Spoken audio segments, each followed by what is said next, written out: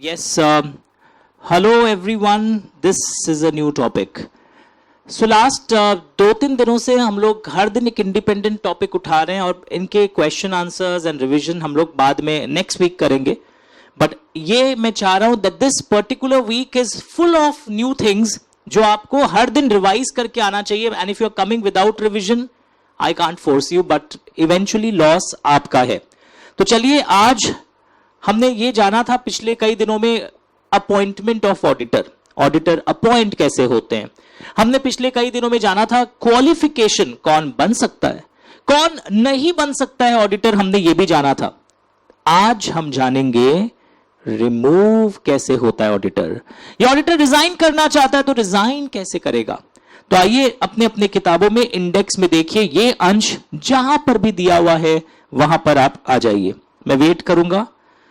Look at the index, open this particular thing. और मैंने PPT भी यूज किया आज के क्लास में. और पीपीटी कुछ नहीं है, आपकी बुक को ही मैंने कलर्ड वे में जो सेम वहां दिखाऊंगा यहाँ कलर्ड वे में. मुझे प्रेजेंटेशन के लिए अच्छा होता है that when someone watches the class तो आंखों में बस जाते हैं सारे points. That's the only thing. बाकी कभी अगर पीपीटी नहीं भी मिले, मेल्स में हमेशा पीपीटी जाता है. गूगल ड्राइव में सारे पीपीटीज जा रहे थे, हो सकता है कुछ दिन में बंद भी कर देंगे, बुक के अंदर इंसर्ट कर देंगे इस टाइप के अंश को.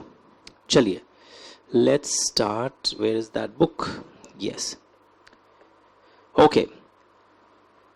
Removal of auditor before expiry of term. Very easy. आज बहुत इजी टॉपिक है compare to the last 2 days. It's an easy day. सबसे पहले ये सेक्शन 140 सब सेक्शन 1 है. मैं आपको बोल दूं, ये सेक्शन 140 सब सेक्शन 1 ब्रैकेट में 1 लिखा हुआ है.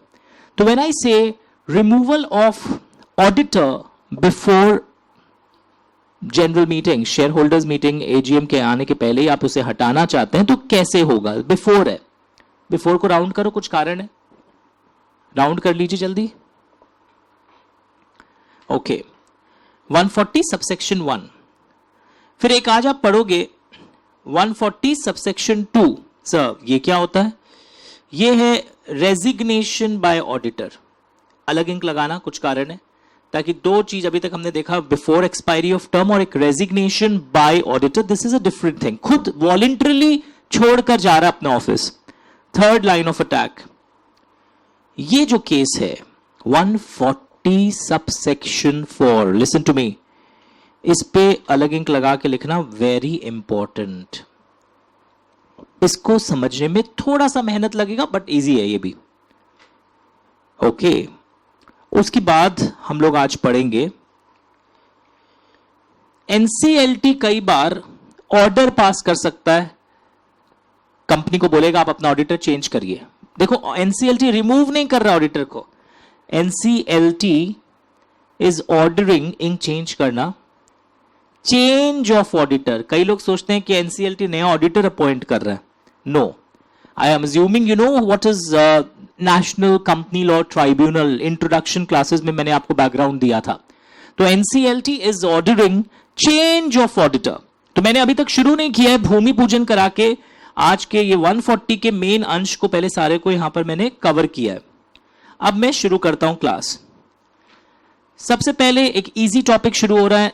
जो लोग लेट ज्वाइन किए हैं, इंडेक्स में देखो लिखा हुआ है ये कहां पर आपको ये वाला अंश और रेंजेस मिल रहा है, वहां आ जाइए. Now what is section 140 about? Very very easy topic. अगर मैं ऑडिटर को रिमूव करना चाहता हूं बिफोर एक्सपायरी ऑफ टर्म तो क्या प्रोसेस फॉलो करना चाहिए तब वो रिमूव होंगे. अगर आप इस पेज को रैंडमली इस चार्ट को देख रहे हो, if you are able to view it, look here. आपको क्या लग रहा है व्यू करने के बाद. अगर सिर्फ मेरे संग संग ऑब्जर्व करो, एक बोर्ड रेजोल्यूशन वर्ड है बीआर. आप एग्जाम में बीआर नहीं लिख सकते, पूरा फुल फॉर्म लिखना होगा. उसके बाद कहीं आपको दिख रहा है सीजी वर्ड, सेंट्रल गवर्नमेंट, पूरा लिखना होगा. कहीं आपको दिख रहा है special resolution. Tell me, it's a very बाबा टॉपिक टुडे. तो अगर मैं रिमूवल ऑफ ऑडिटर की बात कर रहा हूं, सुन रहे हैं मेरी बातों को आप, तो आप देखो यहां पर क्या क्या लग रहा है. बोर्ड रेजोल्यूशन भी लग रहा है, सेंट्रल गवर्नमेंट अप्रूवल भी लग रहा है, एसआर भी लग रहा है. ए रुक जाओ, तुम लोग का प्रॉब्लम क्या होता है पता है. ये बात सुन के तुम आंसर क्या लिख के आते हो पता है. और तुम लोग बोलते हो सर हम अपने वर्ड्स में लिख सकते हैं, और मैं भी कई बार बोल देता हूं हाँ लिख लो. नहीं बोलना चाहिए. स्टूडेंट लिख के क्या है सुनो. Sir, for removing auditor, SR will be passed, approval of central government and a board resolution. Sir same ही तो लिखा है। यहां इस आंसर में कुछ सीक्वेंस इन्वॉल्व है कि पहले ही वो करना होगा, फिर टाइम के अंदर सीजी के पास जाना होगा एक फॉर्म को लेकर, सीजी अप्रूवल आने के 60 दिनों के अंदर स्पेशल रेजोल्यूशन पास करना होगा। यानी एक लाइन यहां लिखोगे, time bound sequence should be followed. Please write down everyone, मैं भी लिख दे रहा हूं, आप भी लिख दीजिए। टाइम बाउंड, बहुत इंटरेस्टिंग है ये, sequence to be followed, time bound sequence to be followed. अब मैं चुप हूं 2 मिनट, तुम लोग क्या करोगे, अभी रीडिंग करो और फिर पूछो कुछ क्वेश्चन है क्या यहां से।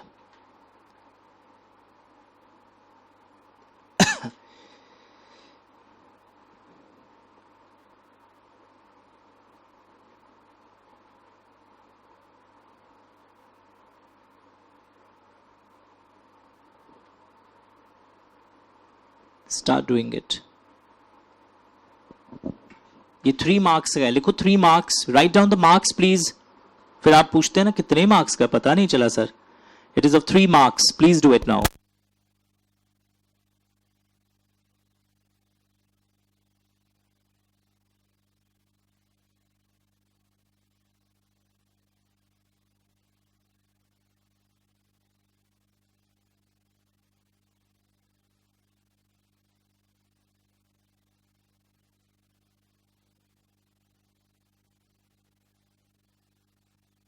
Did you get it, everyone? Any questions? Layout 3 marks लिखा, बोलने पर भी कई लोग नहीं लिखते हैं। करण प्लीज लिख लो, आज लिख लो करण, काम आएगा, कभी ना कभी काम आ जाएगा सबको एग्जाम में। तो रेजोल्यूशन कर लिया। अब इसमें तुमने नया चीज क्या सीखा, सर आप तो एडीटी फॉर्म को 15 दिन बोलते थे। वो अपॉइंटमेंट के लिए जब ऑडिटर अपॉइंट होता है कंपनी आरओसी को, एडीटी 1 15 दिन के अंदर देता है। यहां पर आपने टाइम बाउंड सीक्वेंस वाला इंपॉर्टेंट समझा। बोर्ड रेजोल्यूशन के 30 डेज के अंदर एडीटी 2 में सेंट्रल गवर्नमेंट को अप्लाई करोगे, उनका अप्रूवल चाहिए रिमूवल के पहले। ओके, सेंट्रल गवर्नमेंट की अप्रूवल आने के 60 दिन के अंदर एसआर इन जीएम ऑर्गेनाइज करवा लेना। सर हो गया? नहीं, हटाने के पहले वो सारा इंक अलग अलग लगाया ना आपने भी, हटाने के पहले अपॉर्चुनिटी ऑफ बीइंग हर्ड भी दे दीजिएगा। ये सारा जब लिखोगे तब 3 में 3 मिलेगा। ओके, नेक्स्ट, ऑडिटर खुद रिजाइन करना चाहता है, यार थक गया है वो, उसको लग रहा है क्लाइंट इतना, कई बार ऑडिटर रिजाइन करता क्यों है, सब बहुत गंदा क्लाइंट मिला है, मतलब उसका जो मालिक बोलते हो तुम लोग जिसको, बहुत लिमिटेशंस लगाता है, ये मत करिए, रिपोर्ट पॉजिटिव दीजिए। पर ऑडिटर ठहरा राजा हरिश्चंद्र, तो रिजाइन कर दिया वो। तो रिजाइन तो परमिशन लेगा क्या, रिजाइन कभी भी आप वॉलंटरीली कर सकते हैं, बट रिजिग्नेशन के लिए एडीटी 3 नाम का फॉर्म, वो 30 days from date of resignation, logic समझ गए, बताएगा, किसको बताएगा, कंपनी को एंड आरओसी को। और अगर ऑडिटर गवर्नमेंट कंपनी का है, और आपने कभी सुना है ऑडिटर ऑफ गवर्नमेंट कंपनी कौन अपॉइंट करता है, controller and auditor general of India, उनको भी बताएगा, रीजंस बताएगा क्यों रिजाइन कर रहा है। पढ़ के देखिए, ऑडिटर कौन सा फॉर्म फाइल करता है, एमसीक्यू आता है इस पर, तो याद रखना the form is ADT 3। And एक चीज वापस याद रखो, इसकी भी टाइमलाइंस है 30 डेज। तो एमसीक्यू वर्ड लिख ले, तुम लोग लिख ही लो भैया एमसीक्यू, ऊपर एडीटी 2 में भी लिख लेना एमसीक्यू डेज को लेकर, क्योंकि तुम्हारा आदत क्या हो जाता है बताओ, हर जगह लिखने का 15 डेज। पर ये दोनों ही फॉर्म आप देख रहे हो 30 डेज के अंदर जा रहा है। और किस किस को जा रहा है, अगर कोई फ्रेंड पूछे आपको, कंपनी को जा रहा है, यस सर, आरओसी को जा रहा है, यस सर, सीएनएजी को जा रहा है, और संघ में रीजंस भी जाता है यहां पर कि क्यों रिजाइन किया है, वो रीजंस भी जाएगा। टफ लगा, but it was a homework type of chapter today, but of course बारीकियां है ताकि आपके एमसीक्यूज या केस स्टडीज रॉन्ग ना हो। लोग रीजंस वाला लाइन लिखना भूल जाते हैं, लोग ये तीनों अथॉरिटीज का नाम लिखना भूल जाते हैं, कंपनी, संग संग में बोलो आरओसी, एंड थर्ड वन क्या है, सीएनएजी। ओके, और अगर आप नहीं जमा देते हैं टाइम से, if auditor does not comply with subsection 2, मतलब does not file ADT 3 timely जैसा बोला गया है, तो उसके ऊपर ये अमेंडेड फिगर, ये 2 मार्क्स का पेनल्टी फेमस है, लोअर ऑफ 50,000 रुपीज और द ऑडिट रेम्यूनरेशन, दोनों में से जो लोअर हो, प्लस 500 पर डे भी लगेगा, एंड मैक्सिमम पेनल्टी पहले 5 lakhs था, पर आजकल maximum penalty is 2 lakhs. Look at the screen everyone. ये लर्न करना होगा कि अगर एडीटी 3 टाइम से जमा नहीं होता है तो जो पेनल्टी लगता है दैट इज लोअर ऑफ 50,000 और ऑडिट रेम्यूनरेशन. अगर आपकी ऑडिट रेम्यूनरेशन 40,000 की थी तो 40,000 लगेगा, प्लस 500 रुपया पर डे लगेगा. सर पर इस तरह पर डे भी लगा के और सारा लगा के मैक्सिमम कितना लगा सकते हैं पेनल्टी? 2 lakhs है. नहीं सर 5 lakhs लिखा है मेरे सीएमए के सीएस के मैट में, 2 lakhs हो गया.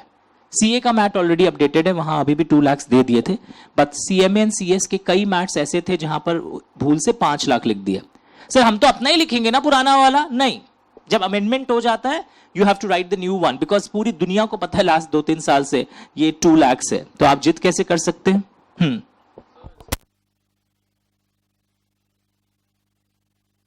यहां पर if the auditor does not comply he shall be liable, या फर्म अगर है तो फर्म शैल बी लायबल. नहीं, ये ऑडिटर के ऊपर लग रहा है. द लोअर ऑफ 50,000 और audit fees plus 500 so and so. Language मिला, क्योंकि फॉर्म फाइलिंग भी ऑडिटर दे रहा था कंपनी को और आरओसी को, दोनों को. एंड सीएनएजी अगर गवर्नमेंट कंपनी का ऑडिटर है तो controller and auditor general of India के पास भी जाता है. Is it okay? Sure. Next, special notice for reappointment. तो ये क्या चीज है सर? थोड़ा सा इंटरेस्टिंग लग रहा है. पहले बैकग्राउंड बताओ. Have you ever heard the word special notice in life? Law, कई लोग लॉ का एग्जाम दे कर आए एक पोर्शन. तो स्पेशल नोटिस क्या होता है? सर पता है मुझे, स्पेशल रेजोल्यूशन को बोलते हैं. नो नो नो, मैंने बताया था 3 बार स्पेशल वर्ड आपकी कंपनी लॉ में आता है. One is special resolution, another is special business, another is special notice. Special notice क्या होता है? एक स्क्रीन दिखाता हूं, अगर स्लाइड में मेरे पास होगा, I will try to show it to you. कुछ मेंबर्स कंपनी को प्रपोजल देते हैं कोई चीज के बारे में जो एक्ट में लिखा हुआ है. कितने मेंबर्स स्पेशल नोटिस का प्रपोजल देते हैं? Members holding 1/10 of the total voting power और minimum paid up share capital 5 lakhs. Understood?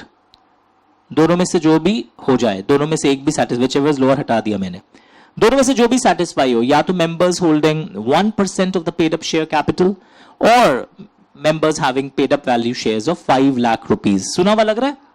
कितने दिन पहले देते हैं? अगर आपको लॉ का नॉलेज में टेस्ट करूं, सर्टेन मेंबर्स, बताइए आप. सर्टेन मेंबर्स कंपनी को प्रपोजल देते हैं कि हम लोग ये मैटर डिस्कस करना चाहते हैं. स्पेशल नोटिस का एक प्रोसीड्यूर था कि सर्टेन मेंबर्स कंपनी को 14 दिन पहले देते हैं ऐसा अर्जी कि सबको बताइए हम ये डिस्कस करेंगे आने वाली मीटिंग में. कंपनी फिर सारे मेंबर्स को 7 दिन पहले बताता है. कुछ याद आ रहा है आप लोगों को? स्पेशल नोटिस हेल्प कर देना अगर भूल गए तो, कि सर्टेन मेंबर्स कंपनी को प्रपोजल देते हैं कितना दिन पहले? 14 डेज पहले. कंपनी फिर ऑल अदर मेंबर्स को प्रपोजल देता है 7 डेज पहले. ये मैं लॉ में पढ़ाया था आपको, कंपनी लॉ के अंदर. I just show it to you. अगर कंपनी लॉ की मैट मुझे अगर मिल गई मेरे सामने, यहां पर एक बार आपको ये दिखाना चाहूंगा.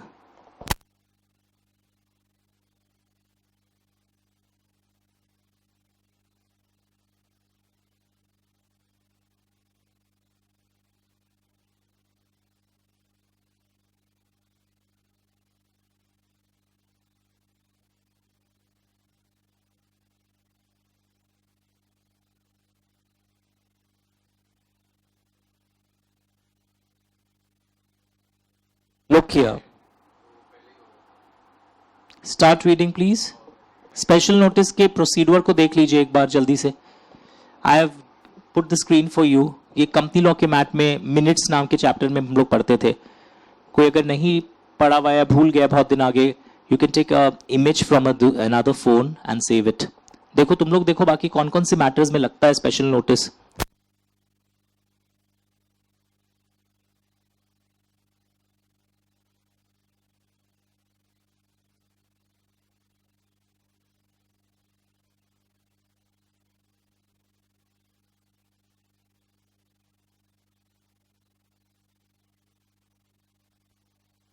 सर्टन मेंबर्स कंपनी को देता है 14 days before the meeting, company देता है ऑल मेंबर्स को 7 डेज बिफोर द मीटिंग, और मेंबर्स कितने रिक्वेस्ट करेंगे ये भी दिख गया।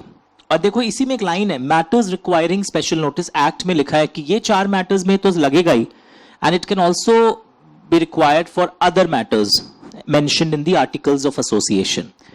इसमें से मेरे काम का केस है पॉइंट नंबर ये नीचे के 2, स्टार्ट रीडिंग वंस, तब मैं आपको आज का क्लास टॉप समझा पाऊंगा। ये 2 पढ़ो ईमानदारी से।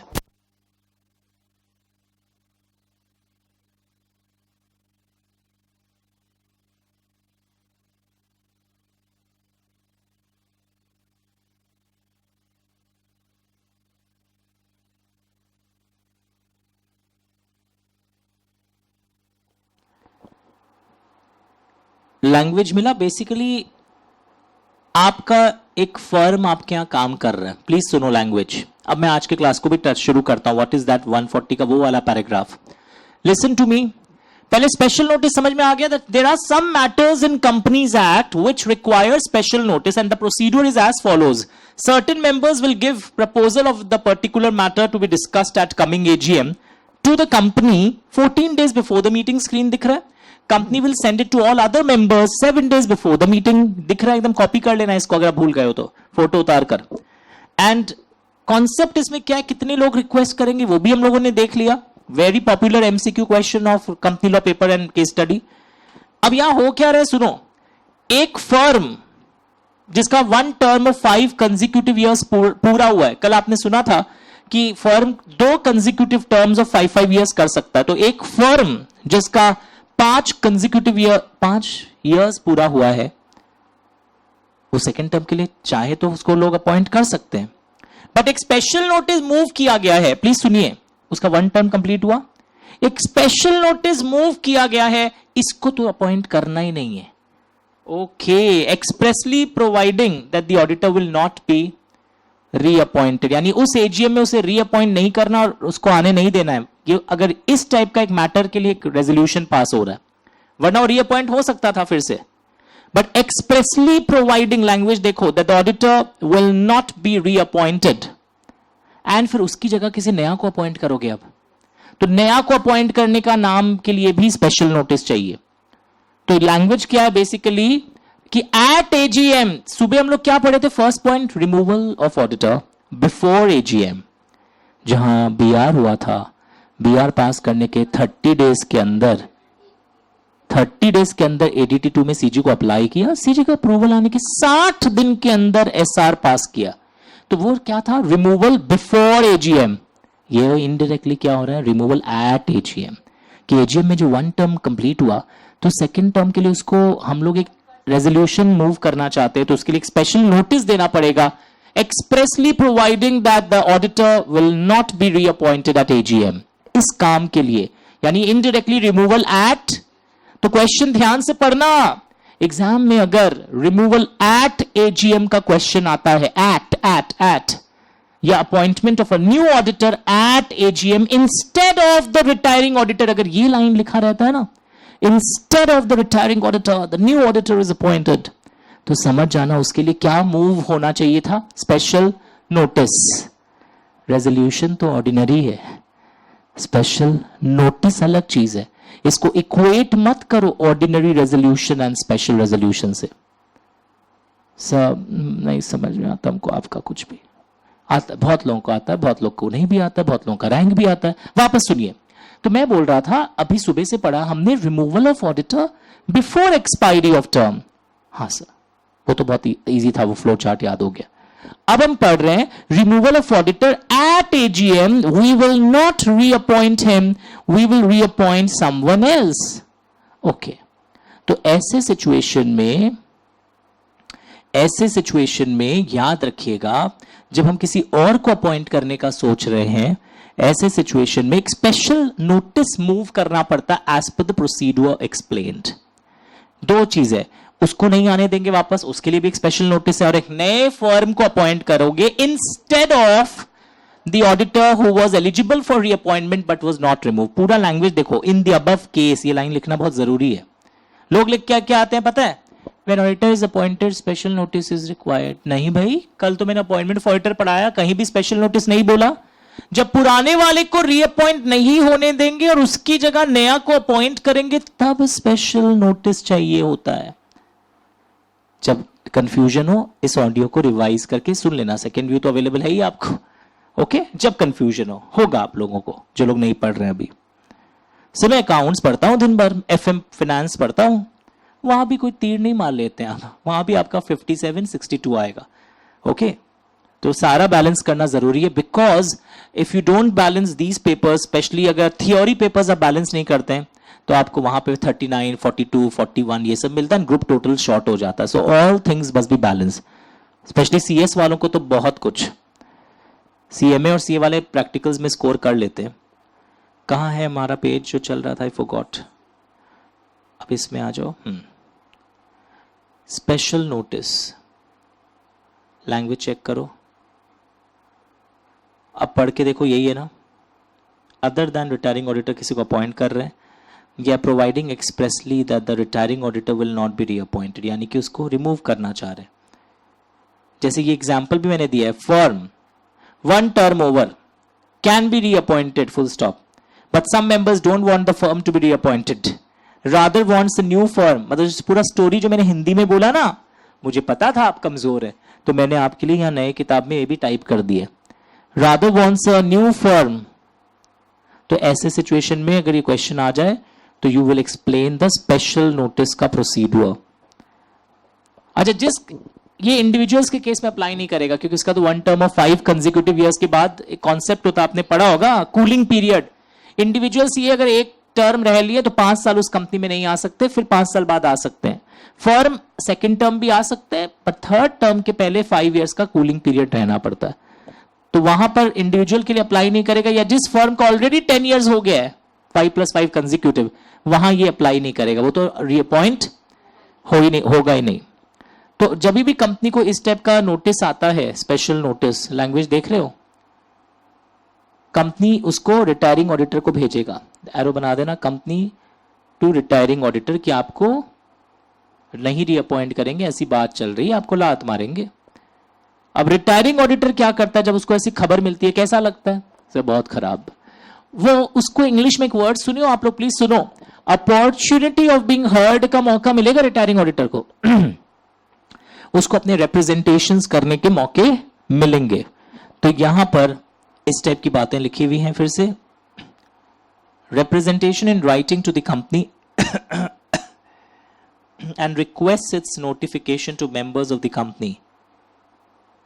Representation in writing and request, यानी कि एक लाइन अगर मैं बोलूं, एक लाइन में अगर कंक्लूड करूं, I can say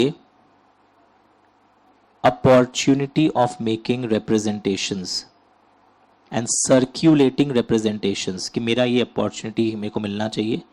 वो जो लिखेगा वो किसको भेजा जाता है बताओ? Retiring auditor. Yes,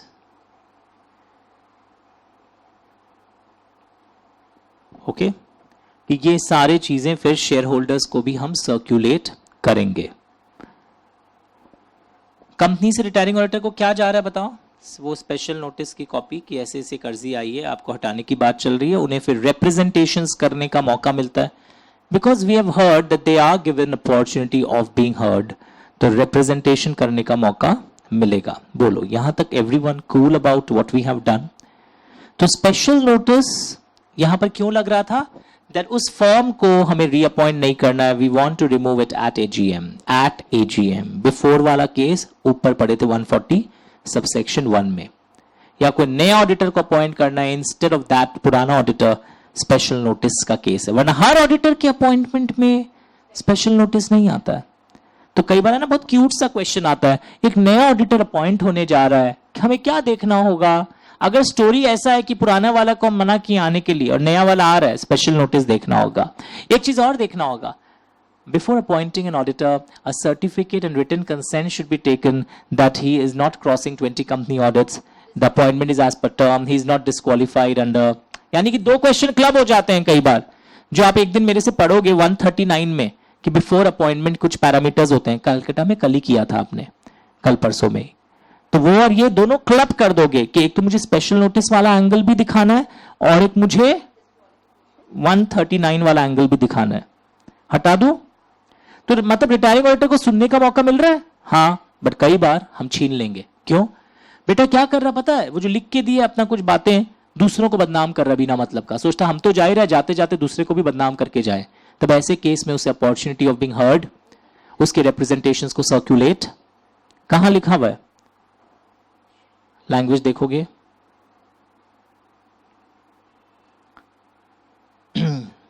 if NCLT is satisfied, अगर एनसीएलटी को भी लग रहा है that rights are being abused by auditor, यानी कि ऑडिटर मिसयूज कर रहा है, हिंदी में लिख देना, he is trying to defame others, if NCLT is satisfied, इस पे क्वेश्चन आया हुआ, एक बार उसको मौका नहीं दिया गया तो लोग भावुक हो गए, गलत किया है, पर if NCLT is satisfied that auditor is misusing his rights unnecessarily, then no opportunity.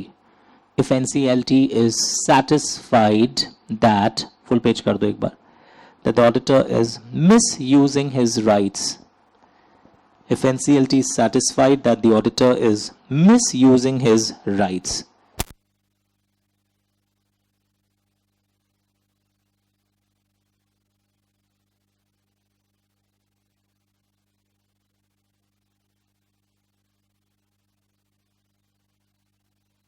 If NCLT is satisfied that the auditor is misusing his rights, then his representations, ना हम सर्कुलेट करेंगे ना मीटिंग में पढ़ेंगे, क्योंकि कई बार क्या होता है ना, अगर उसकी चिट्ठी हमें लेट से मिलती है तो हम सर्कुलेट नहीं कर पाते, फिर मीटिंग में पढ़ देते हैं, it is red out at the meeting, पर हम रीड आउट भी नहीं करेंगे। If NCLT is satisfied that the auditor is misusing, सही, रीड आउट वाली बात कहां लिखी हुई है, पॉइंट नंबर 2 पर जाओ,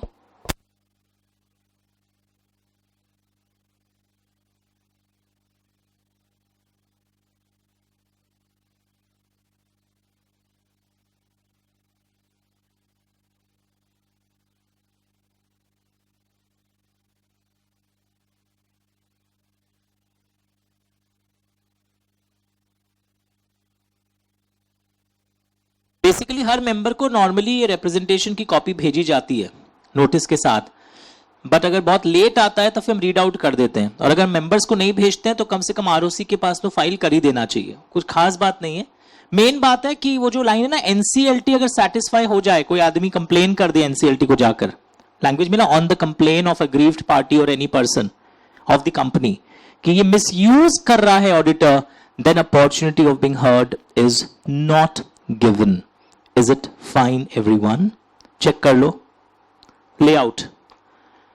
तो अब अगर मैं पूछूं, if I ask you now again, number 1 removal of auditor before expiry of term अलग सिनेरियो था, removal of auditor at AGM का सिनेरियो एकदम क्लियर है, special notice is required for such cases, and special notice procedure अपने आप को याद हो गया होगा, एरो याद है, certain members give proposal to the company, लिखना पड़ेगा ये सब, 14 days before the meeting, company in turn give notice to all other members about the proposed matter 7 days before the meeting, and certain members here are members holding 1% of the total voting power or paid up share value 5 lakhs। लंबा सांस, heading देखो, power of NCLT to order change of auditor. जब class शुरू हुआ था ना, मैंने बताया था मैं नया ऑडिटर अपॉइंट नहीं कर रहा हूं, चेंज के लिए ऑर्डर दे सकता हूं। तो एनसीएलटी ऐसा ऑर्डर कब देगा, लैंग्वेज देखो लिखा हुआ है, सुओ मोटो, मतलब बताओ, खुद, हमको कोई अप्लाई नहीं किया, हम पता कर लिए खुद, या सीजी अप्लाई किया है इसको, या कोई भी शख्स इसको अप्लाई किया हो, तो इस सिचुएशन में एनसीएलटी ऑर्डर पास कर सकता है। पर उसके पहले NCLT, look at the screens, NCLT क्या चीज के बारे में सैटिस्फाइड होना चाहिए कि ऑडिटर ने फ्रॉडुलेंट मैनर में काम किया है। लैंग्वेज में ना, ऑडिटर ने फ्रॉडुलेंट मैनर में काम किया है, या ऑडिटर ने फ्रॉड को बढ़ावा दिया था। बेटेड फ्रॉड मतलब मोटिवेटेड फ्रॉड, कि हाँ हाँ ऐसे ऐसे करो, क्लाइंट को खुद आइडिया दे रहा है, या ऑडिटर शामिल था, कल्यूडेड मतलब क्या है, ही वॉज पार्टिसिपेटिंग, खुद आइडियाज देता था ऐसे ऐसे करो, मतलब दोनों एक ही टाइप की चीजें हैं। तो लैंग्वेज याद करना, इफ एनसीएलटी इज सैटिस्फाइड या तो खुद या सीजी के एप्लीकेशन पे या किसी के भी एप्लीकेशन पे 3 चीज से अगर एनसीएलटी सेटिस्फाई होता है तो ऑडिटर बेसिकली ऑडिटर फ्रॉड किया, auditor has acted in a fraudulent manner, ऐसे केस में पता है एनसीएलटी एक ऑर्डर पास कर देता है कंपनी को, change your auditor.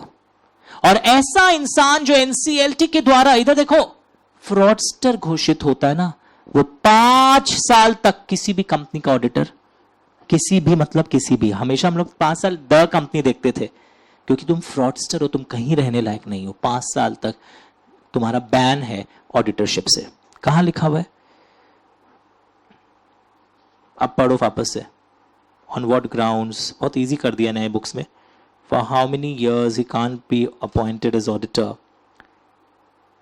Any company is a very important word. मतलब एनी पर लोग कंफ्यूज हो जाते हैं, सिर्फ खुद की कंपनी में या एनी कंपनी में। किसी भी कंपनी में 5 साल तक ऑर्डर के आने तक आपको ऑडिटर नहीं बनाया जा सकता क्योंकि आप गिल्टी ऑफ फ्रॉड पाए गए हैं।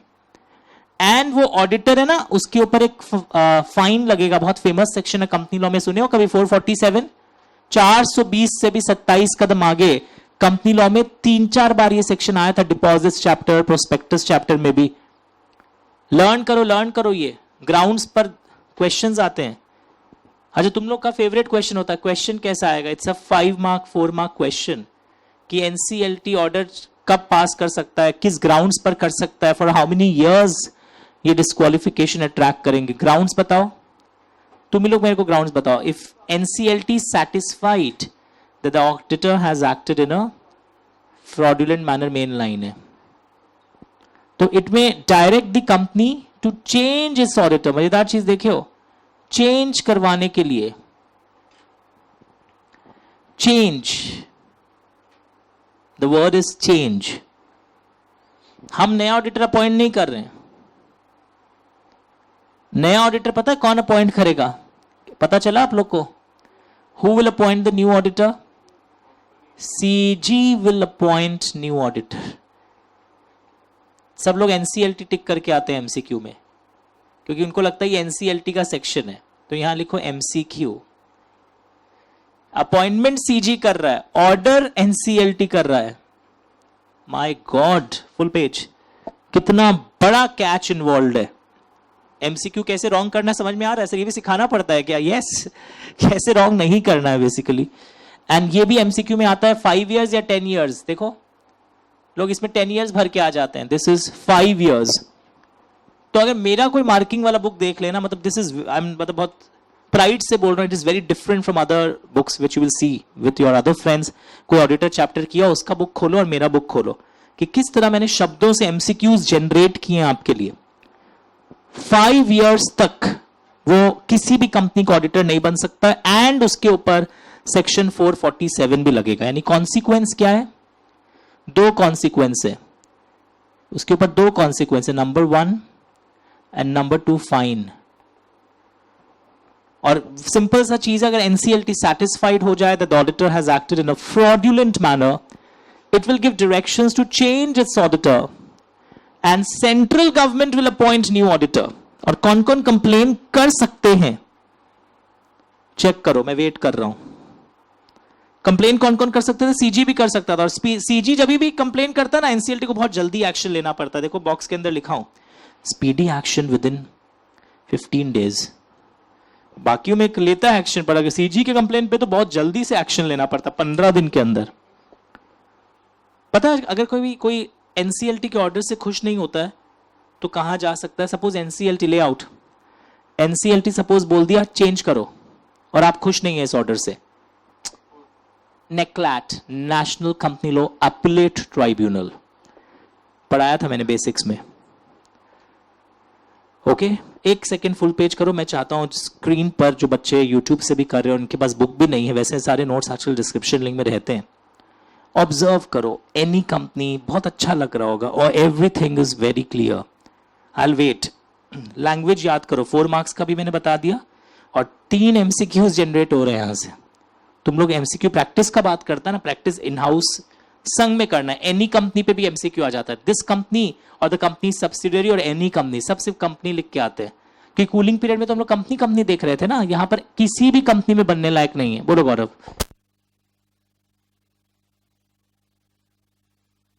एक्ट के अंदर डायरेक्टली लिखा हुआ है कि एनसीएलटी के पास यहां जो पावर है वो डायरेक्शंस देने का कि आप चेंज करिए। गवर्नमेंट हर जगह इन्वॉल्व हो सकता है। आईएलएफएस का केस नहीं सुना था, इंफ्रास्ट्रक्चर लीजिंग, गूगल कर लेना। वहां डिलॉयट के केस में यही सब चक्कर हुआ था कि डिलॉयट को चेंज करवाने का ऑर्डर पास हुआ था, पर डिलॉयट उसके पहले खुद ही रिजाइन कर दिया था। इट कैन, स्मॉल कंपनी भी बड़े बड़े धीरे धीरे बहुत बड़ा घोटाला कर सकता है। सहारा ग्रुप प्राइवेट प्लेसमेंट बोल के याद लाया था, हम तो प्राइवेट प्लेसमेंट ला रहे हैं, पर private placement actually public issue निकला लास्ट में। तो ये पावर दिया गया है सीजी के पास। लैंग्वेज पढ़िए। अच्छा, सीजी बेसिकली जब सीजी कंप्लेन करता है तब पिक्चर में आता है। देखा, if application is made by CG, तब एनसीएलटी जब डायरेक्शंस देगा सीजी में अपॉइंट एनी अदर ऑडिटर। ऊपर क्या देखो, नॉर्मल केस में अगर मैं प्राइवेट कंपनी की बात करूं तो लैंग्वेज अलग ढंग से चल रहा है। तुम सीजी वाला एंगल जो देख रहे हो सीजी के कंप्लेन करने पर, of course not Narendra Modi. तो देखो लैंग्वेज लिखा है एनसीएलटी, फर्स्ट लाइन देखो, एनसीएलटी आइदर सुओ मोटो और an application made to it by CG और by person direct the company to change its order. Order आया, कंपनी को बोल रहा अपना ऑडिटर चेंज करो, बट अगर सीजी कंप्लेन किया है तो फिर अपॉइंटमेंट सीजी भी कर सकता है, वरना नॉर्मली कंपनी चेंज कर रहा है, एनसीएलटी अपॉइंट नहीं कर रहा ऑडिटर। एक ऑप्शन में ये भी देगा एनसीएलटी चेंज कर रहा है तुमको लेआउट। 99% लोग एनसीएलटी टिक करके आएंगे क्योंकि उनको पता है सेक्शन 140 सबसेक्शन 5 में तो एनसीएलटी के पास कुछ एरो वैरो थे। पक्का एवरीवन? चलिए लंबा सांस लो। छोटे छोटे टॉपिक सब आपको दिखेंगे यहां पर। Section 145, section 146, very small topics, तो छोड़ देना, छोटे टॉपिक्स भी एग्जाम में आ जाते हैं तो वी मस्ट कवर इट। आइए एक एक करके देखते हैं। Now what is section 145 about? देखो ध्यान से देखना। लिखता है the person appointed as auditor of the company will sign the auditor's report. Simple. Audit report का पियोन साइन थोड़ी करेगा, जिसको ऑडिटर अपॉइंट किए वो करेगा। अब ये देखो कि ऑडिट रिपोर्ट को आपको शायद पता होगा शेयर होल्डर्स मीटिंग में हमें पेश करना पड़ता है। तो लिखा है the qualifications. I hope you know what is the meaning of qualifications. हाँ सर, पढ़ा लिखा आदमी। No no no no no. जैसे हम लोग बोलते हैं, लुक एट द एग्जाम्पल कि हमारा financial statements true and fair view दिखा रहा है। Boys and girls, my financial statements are showing true and fair view but depreciation is overcharged. बस बाकी सब ठीक है। तो ये क्वालिफिकेशन है कि मेरा बस डेप्रिसिएशन 10,000 से ज्यादा है, बाकी सब ठीक है। My financial statements are showing true and fair view, only provision for bad and doubtful debts shown less. तो ये क्वालिफिकेशन है, यानी कुछ कुछ चीज छोड़कर, जैसे बोलते हैं ना बाकी सब ठीक है बस थोड़ा थोड़ा कुछ गड़बड़ है, तो बोलते कोई क्वालिफिकेशन या कोई नेगेटिव कमेंट अगर हो जिससे ये पता चले कि हमारा फंक्शनिंग ठीक नहीं है, तो it will be red before the company in general meeting. ठीक है, ये नॉर्मल सिनेरियो की बातें हैं जो हम लोग सुने होंगे लाइफ में पहले भी। तो ऑडिट रिपोर्ट को बेसिकली हमें रीड आउट भी करना है। ठीक है, कोई बुला रहा है आपको डीकेजी गेट पर। सेक्शन 146। Now what is 146? क्या ऑडिटर अटेंड कर सकता है जनरल मीटिंग? अरे इतने दिन से कंपनी लॉ पढ़े हो, यस, पर एग्जाम में यस पे ना मार्क्स नहीं है। According to companies act auditor can attend, अगर सेक्शन नंबर याद नहीं हो। उनको नोटिस भी आती है अगर आपको याद हो जनरल मीटिंग की। अब यहां पर देखो, ये एक लिखना 1 मार्क का क्वेश्चन आता है एग्जाम में। ऑडिटर खुद नहीं जा रहा है, क्या अपने ऑथोराइज रिप्रेजेंटेटिव को भेज सकता है? आंसर यस है, पर रुको रुको रुको, वो ऑथोराइज रिप्रेजेंटेटिव क्वालिफाइड होना चाहिए टू बिकम एन ऑडिटर, मतलब एक सीए होना चाहिए। रॉन्ग। सीए के अलावा वो कहीं डिस्क्वालिफाइड तो नहीं है, वो भी चेक कर लेना। मतलब कि वो एक हम ऑडिटर के रूप में अपॉइंट हुआ है, हम अपने दूसरे फ्रेंड सीए फ्रेंड को भेज दिया और उस सीए फ्रेंड का कंपनी में इक्विटी होल्डिंग है, वो नहीं जा सकता है। एक ऐसा authorize representative who is qualified to be an auditor, जिसको कोई डिस्क्वालिफिकेशन भी अट्रैक्ट, तो एग्जाम में आता है तो लोग हैं ना सिर्फ ये लिख के आते हैं ऑथोराइज रिप्रेजेंटेटिव। मैंने 2 विंग क्यों लगाया है? आंसर के दोनों विंग्स कवर होने चाहिए कि he can attend himself or through his authorized representative who will also be qualified to be an auditor. Is it okay? अब और एक क्वेश्चन 1 मार्क, प्लीज लिख रहे हो 1 मार्क, कई लोग लिखते नहीं है।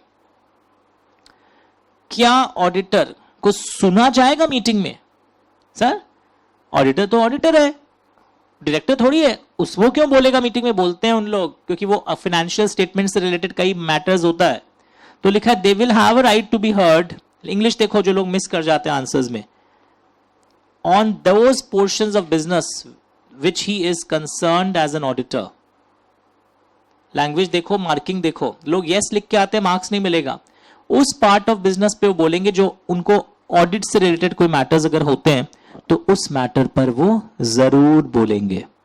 ओके ओके, वो उन मैटर्स पर जरूर बोलेंगे जिन मैटर्स पर एज एन ऑडिटर उनके पास अधिकार होता है, वो उन मैटर्स पर जरूर बोलेंगे।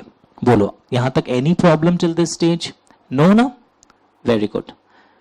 तो 2 सेकेंड वेट करो, तुम देखो 145 और 146 में किस टाइप के क्वेश्चंस थे, अभी पढ़ो।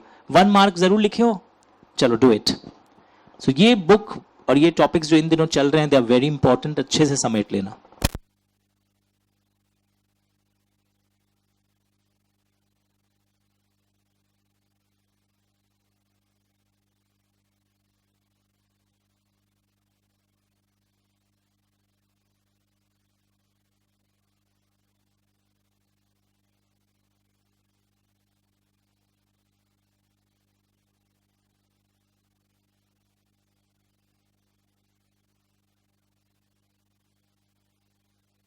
So I don't want any sympathy sir। Question कैसा आता है कंपनी ऑडिट से? हर स्टेज पे 1 mark, MCQ, case study, 4 marks, सब लिखाते जा रहा हूं।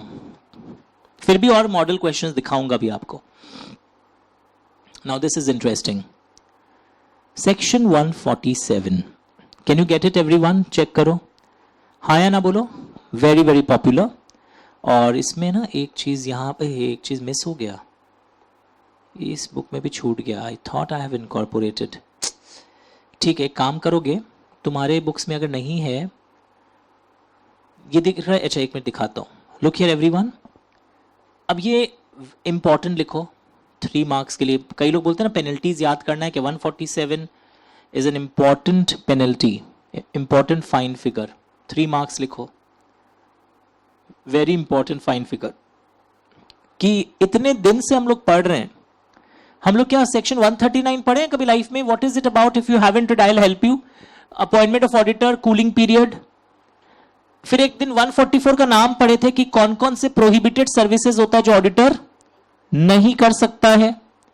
फिर 145 आज पढ़े हैं, signing, signing off audit report. बोलो, स्क्रीन देखो गौरव, मिला? और ये 143 इसके अंदर से हट गया है, पहले था अब हट गया। तो अगर ऑडिटर उल्लंघन करता है इन सेक्शंस का, 139 का, 144 और साइनिंग गलत तरीके से कर दे अगर या किसी और को बोल दे मेरी जगह साइन कर दो, खुद किया ही नहीं बेटा, तो अगर ऑडिटर उल्लंघन करता है इन चीजों का, अगर ऑडिटर उल्लंघन करता है तो auditor will be punishable with fine. कितने तक जाएगा? Which shall not be less than, मतलब कि 1 मिनट, मिनिमम कुछ फाइन का फिगर दिया हुआ है, minimum 25,000 and which may extend up to, नहीं एक्सटेंड अप टू से ब्रैकेट करो, 5 lakhs और 4 times the remuneration whichever is less, यानी कि विच एवर इज लेस मेरा मैक्सिमम लिमिट होगा। 5 लाख ब्रैकेट किया, आप भी ब्रैकेट कर लेना। मैक्सिमम का रेंज है 5 लाख रुपीज और 4 times the remuneration of the auditor which ever is less. बोलो हाँ या ना? तो एक ऑडिटर, लैंग्वेज क्या है देखो, एक ऑडिटर अगर कॉन्ट्रावीन करता है इन सेक्शंस का, तो मिनिमम उसके ऊपर जो फाइन है 139, 144, 145, तीनों नंबर्स याद रखना, तो मिनिमम फाइन उसके ऊपर 25,000 रुपए, which may extend up to 5 lakh rupees or 4 times the remuneration whichever is less। अब इसी में और एक इंटरेस्टिंग चीज है, अगर ऑडिटर जानबूझकर विलफुली कॉन्ट्राविन करता है, इंटेंशन खराब था, लोगों को ठगना चाहता था, मतलब गलत बैंक से लोन दिलवाने के लिए क्लाइंट को गलत रिपोर्ट्स पे साइन करते जा रहा है, उल्लंघन कर रहा है, प्रोहिबिटेड सर्विसेज कर रहा है जो 144 में लिखा हुआ है, उस केस में बच्चा लोग, उस केस में इम्प्रिजनमेंट भी इन्वॉल्व हो रहा है। ओ गॉड यस, उस केस में नोइंगली वाले में इम्प्रिजनमेंट भी जा सकता है वो 1 साल तक। एंड फाइन इस बार, मिनिमम फाइन का फिगर चेंज हो गया, मिला तुम लोग को कितना हो गया इस बार? मिनिमम फाइन 50,000 रुपीज और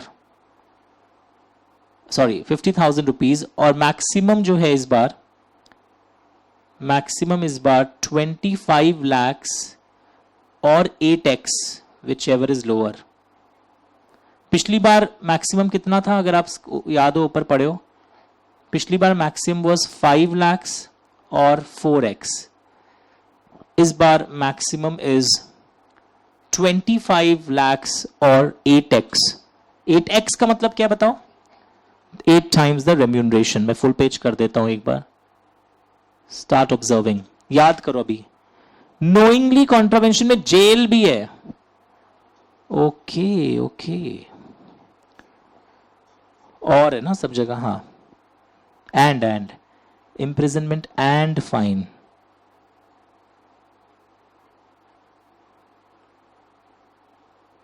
पढ़ के देखिए, याद करना होगा, यही वाला आता है कि अगर ऑडिटर उल्लंघन कर रहा है 139, 144, 145 का, मिनिमम फाइन, मैंने पेनल्टी नहीं बोला इस बार, minimum fine 25,000 rupees. Okay sir. Maximum 5 lakhs और 4x which ever is less. अगर वो जानबूझकर करता है तो 1 साल का तो jail, and minimum fine 50,000 rupees, and maximum is 25 lakhs और 8x whichever is lower. Did you get this? हाँ या ना बोलो। यहां पर एक चीज उन्होंने डालना भूल गए, I will show it to you. 1-2 line extra लिखना होगा अभी आपको। एक स्लाइड दिखा रहा हूं, वहां से कॉपी करके।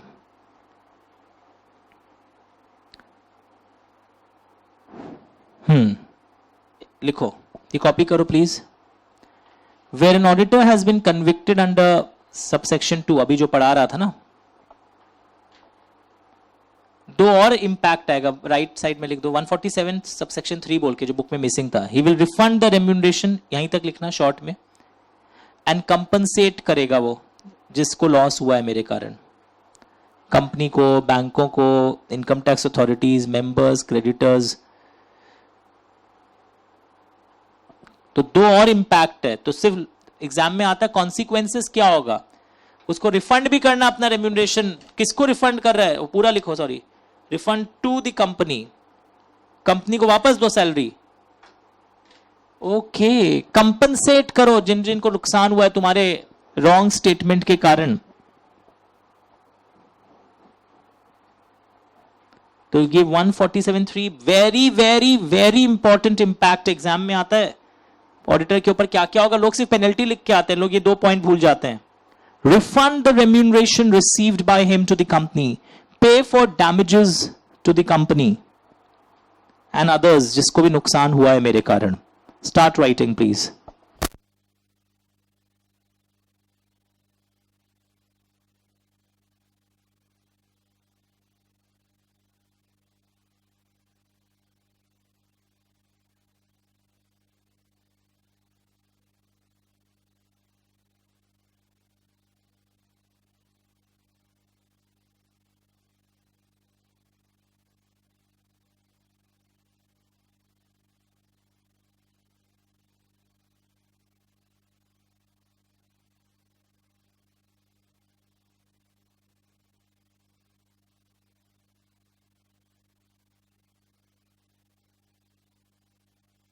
Please copy this. Please copy this everyone.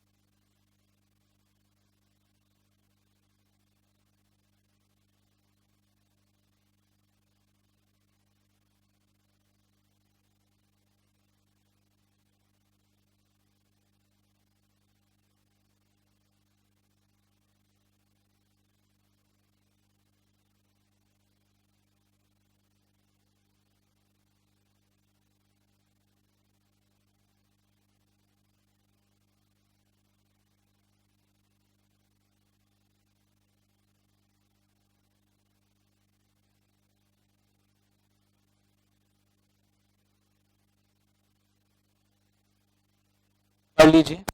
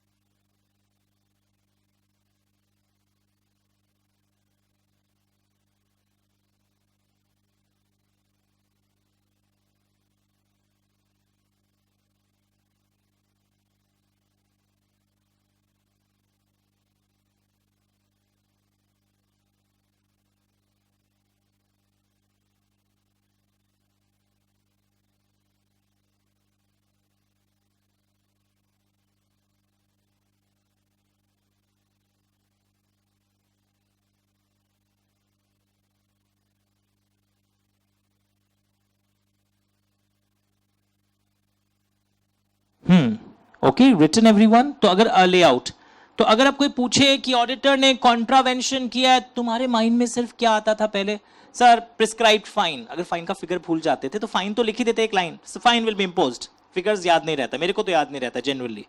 पर मैं एक काम मुझे आपसे और करना है, फाइन के अलावा he has to refund all remuneration to the company. Next what he has to do, he has to compensate other authorities and other bodies जिनको मेरे wrong statements के कारण या wrong audit report के कारण नुकसान हुआ हो।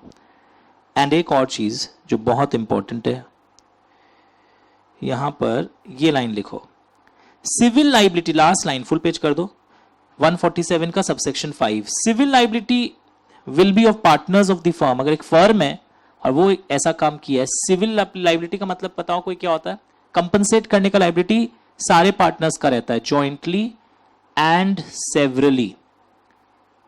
But criminal liability is only on the defaulting partner. Jail सारे पार्टनर्स नहीं जाएंगे, इसलिए पीडब्ल्यूसी हैदराबाद वाले केस में भी सिर्फ क्रिमिनल लाइबिलिटी मेन पार्टनर की रहेगी, जिसकी मेन गलती है, जो उसमें पूरा लायबल था।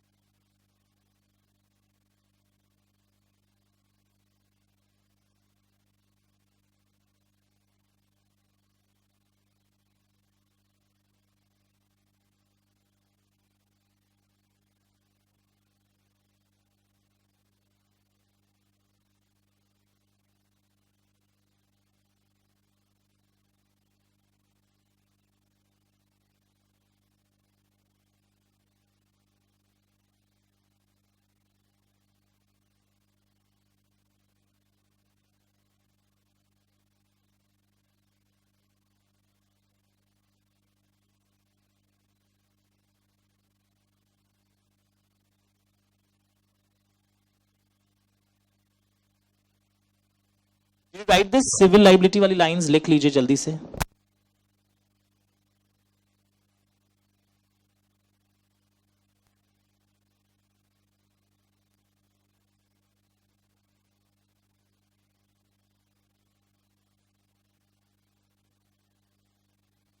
ये जो सिविल लाइबिलिटी का जो कॉन्सेप्ट है और क्रिमिनल लाइबिलिटी का कॉन्सेप्ट है, वहां पे एक एरो और लिखना, दैट इसके ऊपर एक लाइन लिखना चाहिए था, if it is proved that auditors have acted in a fraudulent manner. यहां से क्वेश्चन आएगा मेरे हिसाब से, auditors acted in fraudulent manner, तब ये सिविल लाइबिलिटी क्या होगा? तो मतलब ऑडिटर अगर फ्रॉडुलेंट मैनर में काम करता है तो सिविल लाइबिलिटी भी होता है, क्रिमिनल लाइबिलिटी भी होता है। क्रिमिनल लाइबिलिटी डिफॉल्टिंग पार्टनर पर होता है, सिविल लाइबिलिटी मतलब जो कंपनसेट करने की जो बात हम लोग कर रहे थे वो सब पर होता है। If it is prove that the auditor has acted in a fraudulent manner, तो सिविल लाइबिलिटी सारे पार्टनर्स पर है, joint as well as several. Okay, पढ़ के देखिए।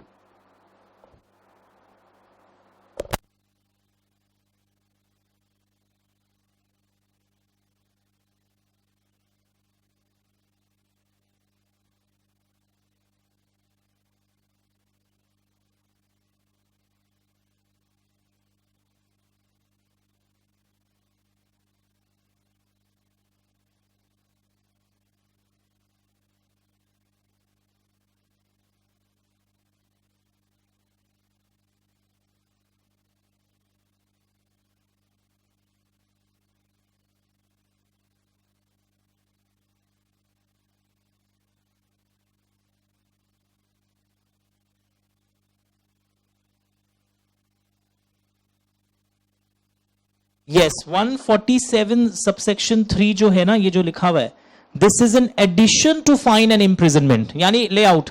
तो अगर कोई पूछे आपको कि ऑडिटर ने कॉन्ट्रावेंशन किया है, सबसे पहला लाइन सर फाइन्स, जो याद नहीं रहता, मतलब 1 घंटा याद रहता है। जैसे अभी मेरे को पूछे 1 घंटा याद रहेगा, तो तुमको भी एग्जाम के एक दिन पहले पता, जिस सपोज आज एग्जाम है 2 बजे, मैंने अपने हर वीडियोस में बोला है पेनल्टी पढ़ना चाहिए 11:15 बजे, वो जो 7-8 पेनल्टी है ना, वो नेक्स्ट 2-3 घंटा याद रहता है। And they should actually stop asking questions on penalty, से स्टूडेंट का नॉलेज चेक होता ही नहीं है। कोई लिख दिया तो क्या वो बहुत इंटेलिजेंट बच्चा है? नो, रटा है।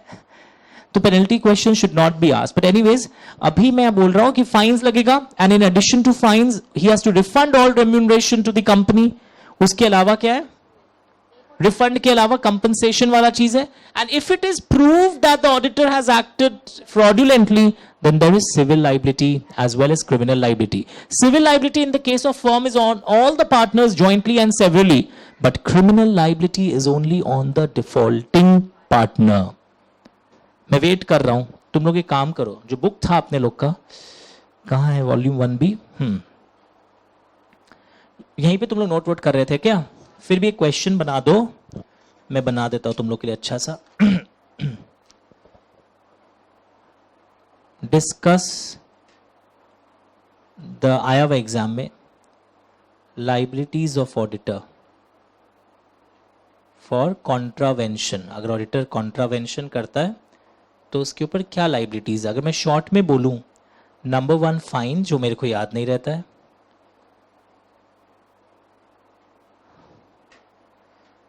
Sometimes fines and imprisonment. ये कब होता है एंड इम्प्रिजनमेंट? इफ व्हाट, सब भूल गए? नोइंगली कॉन्ट्रावेन्स, अगर जानबूझ के करता है तो जेल तक की नौबत आ सकती है। सेकंड पॉइंट लिखो, तो discuss the liabilities for contravention, fines and sometime fines as well as imprisonment if he knowingly contravenes. Easy करवा दे रहा हूं। Second point, refund the REM to the company. Okay. Third point क्या लिखोगे? Compensate authorities, person, सबको। Fourth point, if prove that auditor has committed fraud, if it is proved that auditor has committed fraud, तब क्या होता है बच्चों? Prove अगर हो जाता है तो then civil liability is on किस पर sir? all the partners। Sir कैसे होती है सिविल लाइबिलिटी? jointly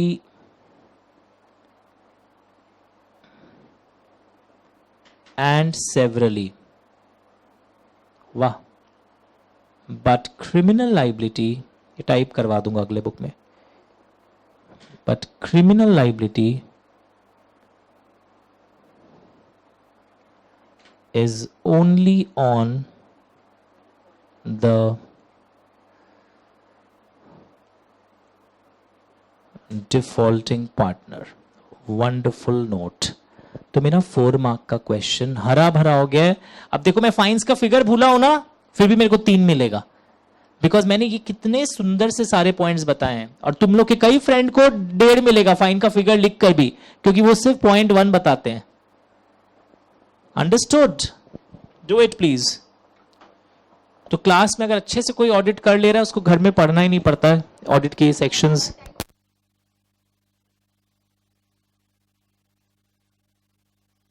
कभी वीडियो भी जाएगा तो भी सेम लेवल का जाएगा, ऐसे क्लासरूम में बना हुआ बढ़िया वीडियो जो यहां पे अब रिकॉर्ड हो रहा है, तो कोई फर्क नहीं पड़ेगा।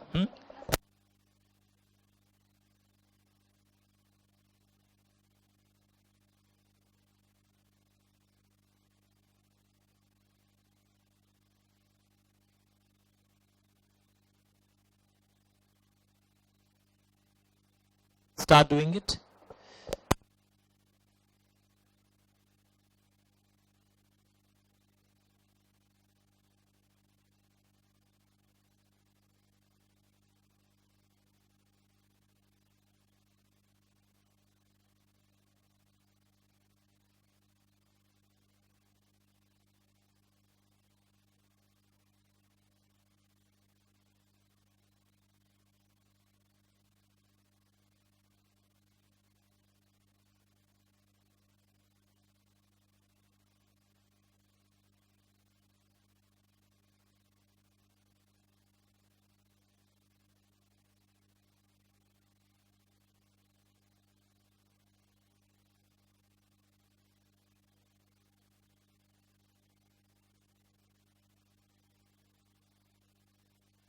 Okay, very good.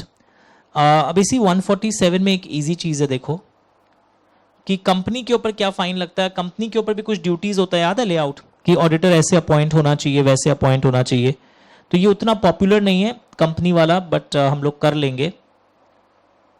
कंपनी के ऊपर क्या लगता है एक बार पढ़ लेना, और कंपनी के जो ऑफिसर्स हैं उनके ऊपर भी क्या लगता है वो भी यहां पर लिखा हुआ है। ऑफिसर्स क्यों, पहले जेल लगता था बट नाउ जेल ऑफिसर्स पर अब नहीं लग रहा है। सर आप बोले ना जेल लगता है, वो ऑडिटर्स पे लगता है अगर वो विलफुली कॉन्ट्रावीन करते हैं उन सेक्शंस का।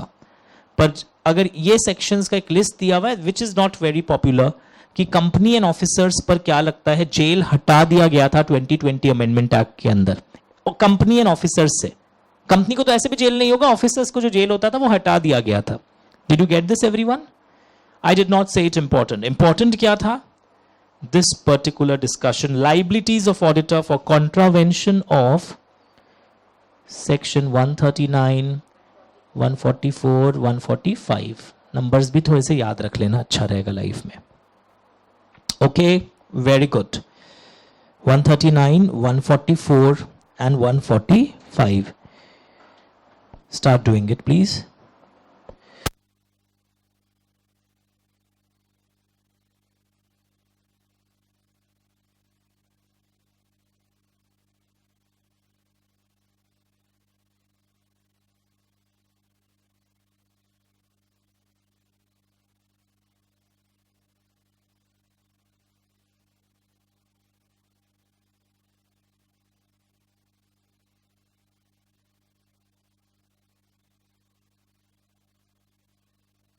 चलिए, we are now understanding everything. ये सारे हो गए, ठीक है। एक लास्ट क्वेश्चन, लेआउट। तो अब तुमको लाइबिलिटीज के अंश पता चल गए, सिर्फ फाइन्स के पीछे मत पड़ो। कभी कभी फाइन एंड जेल भी होता है अगर जानबूझ के वो कॉन्ट्रावीन करता है। और एक इंपैक्ट क्या देखा था, रिफंड करो रेम्यूनरेशन कंपनी को। और एक इंपैक्ट क्या देखा था, कंपनसेट करो लोगों को। और एक इंपैक्ट क्या देखा था, लास्ट वाला क्या था, रिफंड एंड कंपनसेट के अलावा अगर फ्रॉड प्रूव हो जाए कि ऑडिटर फ्रॉड किया है तो उस केस में सिविल लाइबिलिटी रहती है सारे पार्टनर्स की, जॉइंटली एंड सेवरली, और वरना बाकी केसेस में राइट। तो पता है क्वेश्चन कई बार बहुत एक सिंपल एक घुमा कर आ जाएगा, फ्रॉड प्रूव हो गया, अब लाइबिलिटी किसकी है। लोग लिख ही नहीं पाते सब lines, jointly and severally and criminal only of the defaulting partner, unless you have done this type of analysis with me. Look here, एक क्वेश्चन दिया हुआ है नीचे। ये आज हम लोग एक स्पेशल नोटिस पढ़ रहे थे ना, तो ये एक बहुत फेमस क्वेश्चन है, एग्जाम में बहुत बार आया हुआ है। नजर डालो, यहां पर लिखो, based on special notice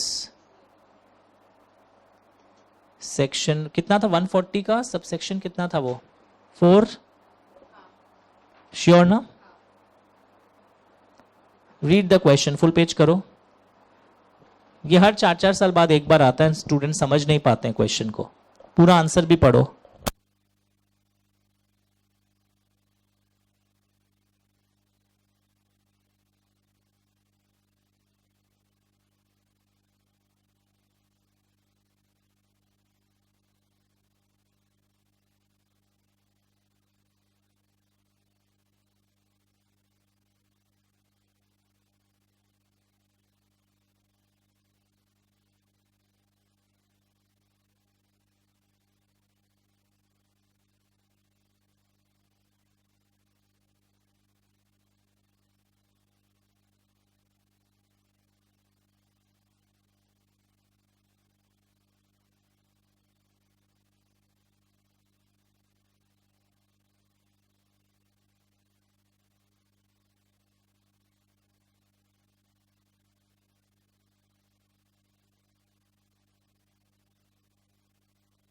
is it okay? Question पढ़ो। पहले ज्वाइंट ऑडिटर्स थे, अब हम उनको अपॉइंट नहीं करना चाह रहे हैं। I hope lay out you know what who are joint auditors. हमने 139 में पढ़ा था, 2 सीए फर्म को अपॉइंट किए थे। अब हम उनको नहीं अपॉइंट करना चाह रहे हैं, अब हम उनमें से एक को अपॉइंट करना चाह रहे हैं। प्लीज सुनो, यानी कि ये वही वाला क्वेश्चन है कि जो पहले फर्म्स कर रहे थे उनको अपॉइंट नहीं कर रहे हो, एक नए को कर रहे हो, मतलब ये नया की तरह ट्रीट होगा। ज्वाइंट ऑडिटर्स को अगर रीअपॉइंट नहीं कर रहे हो, उनमें से एक को सोल ऑडिटर अपॉइंट कर रहे हो, this is a case similar to 140 subsection 4. यहां एक स्पेशल नोटिस देना पड़ता, हम ऐसा करना चाहते हैं. सर्टेन मेंबर्स कंपनी को 14 डेज पहले, कंपनी बाकी मेंबर्स को 7 डेज पहले. ये पूरा प्रोसीड्यूर वही है. Start reading. ये रैटिफिकेशन वर्ड वाला चीज से डरना मत. It is similar to non reappointment जो हम लोग 144 में पढ़े हैं. तो ये कैच आपको समझना पड़ेगा दैट इस टाइप के केस जब एग्जाम में आते हैं, it is similar to non reappointment of one of the retiring joint auditors. check out this.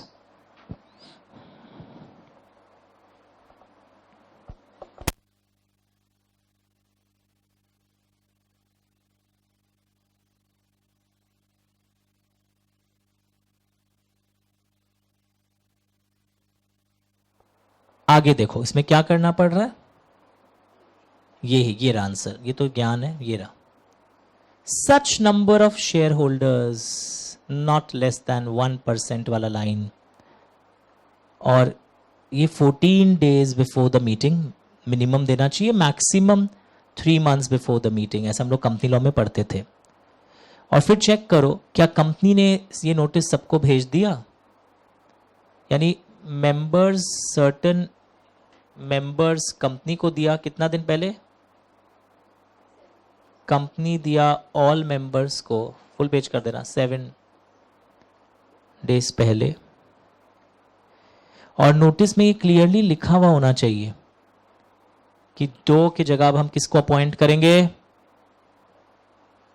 और नोटिस इसमें एक इंपॉर्टेंट चीज क्या है, नोटिस जिसको हटाया जा रहा है उसको भी भेजा जाए. उसके रिप्रेजेंटेशंस अगर कोई आते हैं तो उसको सर्कुलेट किया जाए. एंड मोस्ट इंपॉर्टेंट, पता है कंपनी का एक मिनट बुक होता है, हैव यू हर्ड अबाउट. तो उनसे पता चल जाता है क्या एजीएम में पढ़ा गया था वो मिनट बुक से, उसके representations. Very very important, very very important question. Last इसको आए हुए ना 5 साल हो गया इस क्वेश्चन को.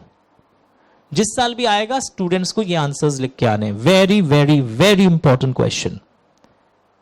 This was a very important case study.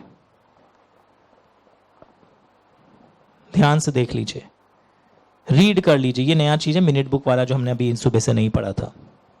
पर ये कुछ नया नहीं है. सर्टेन मेंबर्स इसको दे रहा है, कंपनी ऑल मेंबर्स को दे रहा है. Are you able to see this. कल और परसों की क्लास भी कर लेना जो लोग अभी तक नहीं किए. कल सुबह भी है, परसों सुबह भी रहेगा, तरसों भी रहेगा, थोड़ा लेट से, maybe from 9:45 to something जो भी. और अगर आप बाद वीडियो भी कर रहे हैं मेरे क्लास का, मैं फ्रेश रिकॉर्डिंग कर रहा हूं, कोई फर्क नहीं पड़ता. इट्स जस्ट मेंटल थिंग कि आप सामने नहीं बैठे. आप वहां भी कर सकते हैं, घर से भी. क्योंकि अगले वीक में कई बार मुझे एक ऑड टाइमिंग्स पे करना पड़ेगा. May be in afternoon 1:30 because DKG will not be here, so I will not be able to start the morning class till Rupal comes. हटा दूं?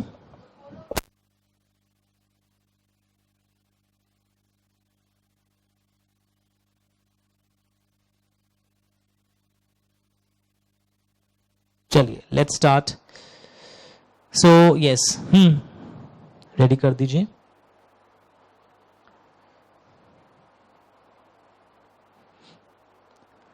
So this is section 140, 145 and 147. एक बार full page कर दीजिए because हम लोग एक नया topic Calcutta में शुरू करेंगे. ये वीडियो हो सकता है एक बार रुक जाए.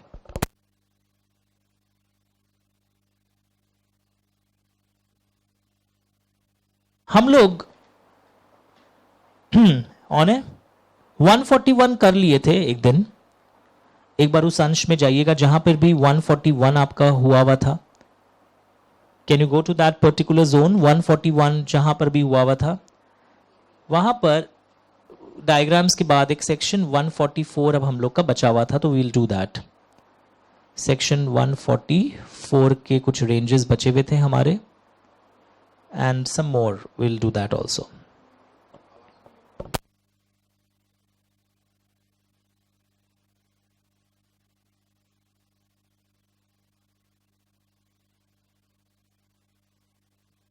We'll start.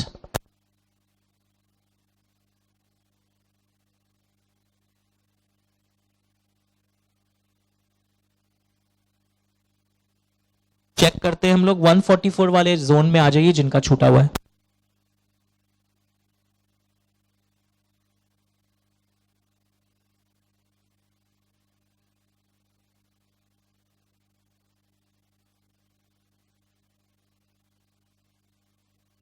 Ready layout.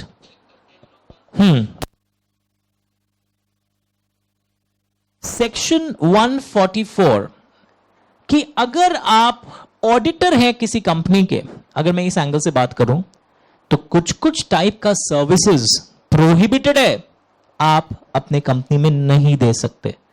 Sir ठीक है हम समझ गए, पर सर वो सर्विस अपने होल्डिंग कंपनी में करेगा, हमको पैसा चाहिए, हम अपने सब्सिडरी कंपनी में करेगा। सुनो सुनो सुनो, आप अपने कंपनी में भी नहीं कर सकते, वो तो क्लियर है। आप होल्डिंग कंपनी में भी नहीं कर सकते, वो प्रोहिबिटेड सर्विसेज की लिस्ट।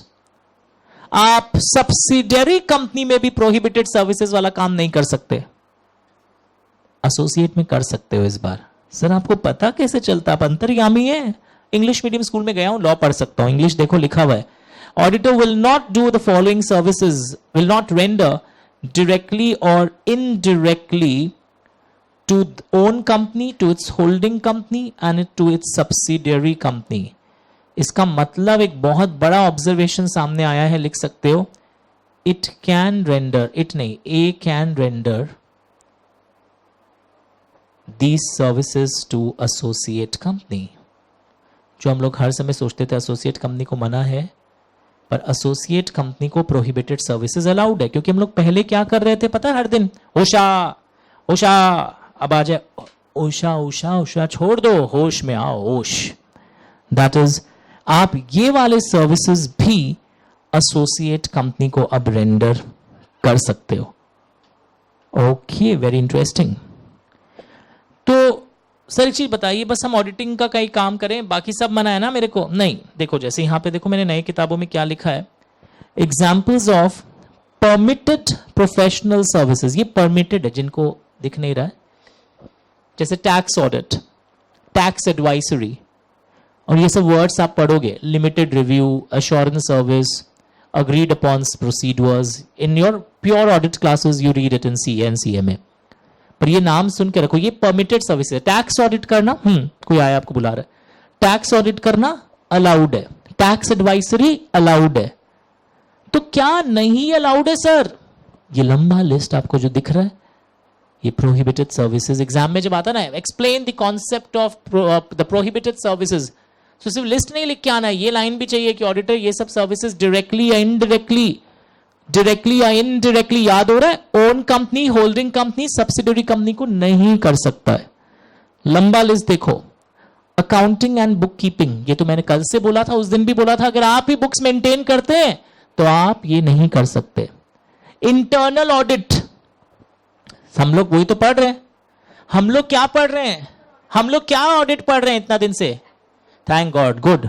हम लोग पढ़ रहे हैं स्टैट ऑडिट, जो फाइनेंशियल स्टेटमेंट्स का ऑडिट होके शेयर होल्डर्स के पास जाता है, आरओसी को जमा होता है, मतलब एक्सटर्नल ऑडिट पढ़ते हैं, हमारी रिपोर्ट एक्सटर्नली जाती है। इंटरनल ऑडिट एक अलग चैप्टर है 138 में, सेक्शन 138 में। इंटरनल ऑडिट का जो कॉन्सेप्ट है ना, प्लीज याद रखना, वो रिपोर्ट मैनेजमेंट को देते हैं कि देखिए आपके यहाँ एरियाज में फ्रॉड होने के चांसेस ज्यादा है, इस एरिया में आप लोग का रिस्क ज्यादा है, ये सब टाइप के सजेशंस देते हैं वो। तो इंटरनल ऑडिट जो है प्योर फाइनेंशियल स्टेटमेंट्स के ऊपर वो ट्रू एंड फेयर व्यू पे कमेंटिंग नहीं कर रहे, वो दूसरे ऑपरेशनल एरियाज जहां रिस्क ज्यादा है, फ्रॉड होने के चांसेस ज्यादा है, उस पर टिप्पणी कर रहे हैं। नेक्स्ट, फाइनेंशियल सिस्टम जो कंपनी का डिजाइनिंग होगा वो हम लोग नहीं कर सकते। लॉजिक बताओ वापस वही है, जैसे बुक कीपिंग नहीं कर सकते, हम कैसे डिजाइन करेंगे इनका सिस्टम? फिर तो हमको ओके, एक्चुअरी वर्ड सुनियो, एक्चुअरी कैलकुलेशन और का काम ऑडिटर नहीं कर सकता। फिर और लिस्ट दिया हुआ है, मैनेजमेंट सर्विसेज, तुमने कभी नाम सुना है ये working capital management, FM class में सुना होगा, इस टाइप के काम ऑडिटर नहीं कर सकता। Investment banking services, IPO, source of finance कहां से लाना चाहिए, इस टाइप का काम ऑडिटर नहीं कर सकता। तो मैं चाहता हूं एक बार नाम फिर से पढ़ो मन में, अभी चलो वो लाइन याद करो, एक बार वो लाइन याद करो प्लीज मेरे संग। Layout video batch. An auditor cannot render the following services directly or indirectly to company, to holding company, 2 subsidiary company, बस चौथा उंगली दिखाना मत, काट देंगे हाथ। क्यों? क्योंकि एसोसिएट कंपनी यहां पर लिखा हुआ नहीं है। मतलब ये वाले सर्विसेज एग्जाम में जानबूझ के आएगा। A statutory auditor is planning to render the internal audit services to a company in which it has significant influence. मतलब वो मेरा एसोसिएट है। ओके, तो अभी लिस्ट याद करो। चलो लिस्ट याद करो, मैं वेट करूंगा 10 सेकेंड। आप अभी का भी लिस्ट याद करो। अच्छा, और नाम लिखो मैनेजमेंट सर्विसेज के, लिखो वहां पे मैनेजमेंट सर्विसेज में, और लिखो रिस्क मैनेजमेंट को भी मैनेजमेंट सर्विसेज का पार्ट माना जाता है। रिस्क मैनेजमेंट को भी मैनेजमेंट सर्विसेज का पार्ट माना जाता है। लिखो रिस्क मैनेजमेंट। आईपीओ के बाद एक एग्जांपल और लिख सकते थे यहां पर, मर्जर्स एंड एक्विजिशंस के लिए डिसीजन मेकिंग और भी इन्वेस्टमेंट बैंकिंग का काम है। और कई बार कुछ कुछ फाइनेंशियल सर्विसेज हम आउटसोर्स करके आपको दिलवाते हैं, वो भी इन लोग को अलाउड नहीं है। ओके, फाइनेंशियल सर्विसेज का एग्जांपल क्या हो सकता है पता है? फैक्टरिंग, आप पढ़ोगे अपने एफएम क्लास में, पढ़ लिए क्या कि हम दूसरों के लिए डेट्स कलेक्ट करके लाएंगे, रियलाइजेशन, ये सब भी इन लोग नहीं कर सकते। तो लंबा लिस्ट है। पता, मेरे को 2 नाम याद रहते हैं सच्ची में। मेरे को याद रहता है बुक कीपिंग, मेरे को याद रहता है इंटरनल ऑडिट, मेरे को आजकल थोड़ा और भी याद रहता है एक्चुरियल सर्विसेज। मेरा थोड़ा लाइफ बेटर हो गया, मेरे को और भी याद रहता है investment banking, investment advisory. Sir तो कैसे याद हो जाता है आपको, कैसे याद करना होगा? तो इसमें और एक टेक्निक है, अगर मैं आपको बोलूं, देखोगे आप,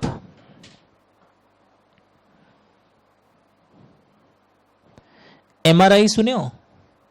एमआरआई रिपोर्ट, जब आपको चोट आ गया, सपोज आप बाथरूम में फिसल गए, उसके बाद आपका सीटी स्कैन हो सकता है, एमआरआई हो सकता है, अभी तक से एक्सरे हुआ है। तो एमआरआई रिपोर्ट में आप देखोगे M management services, are rendering of this. MRI report जब आएगा तब पता चलेगा अंदरूनी चोट क्या। Investment advisory, investment banking. और पता है एमआरआई रिपोर्ट अगर हो जाए ना, तो उसकी मदद से ट्रीटमेंट अच्छा होता है। मदद का इंग्लिश वर्ड बताओ sir. With the aid of MRI report we can design accounting, internal audit, design. Okay, and a से और एक हो गया एक्चुरियल। तो कितने नाम हैं ब्रॉडली, अगर देखो 8 सर्विसेज। हम ये क्यों याद, 9 मत बोलना, any other kind of service as में प्रिस्क्राइब लिखा है यहां पर। आप ब्रॉडली देखो 8 सर्विसेज है। ये वेरी रिस्की है, बता देता आपको। एक तो एमसीक्यू आएगा एसोसिएट कंपनी को लेकर, ये एक एमसीक्यू है। और एक क्या आएगा एमसीक्यू, तुमको ये 8 सर्विस का नाम दिखाई दिया है, एक अलग, ये 3 नाम तो इसमें से देगा, एंड चौथा नाम और देगा, एंड बोलेगा out of this which is not prohibited, out of these which is not prohibited. हम कैसे पहचानेंगे? तुमको प्रोहिबिटेड के नाम पता होने चाहिए थे, तो अपने आप क्या पता चल गया?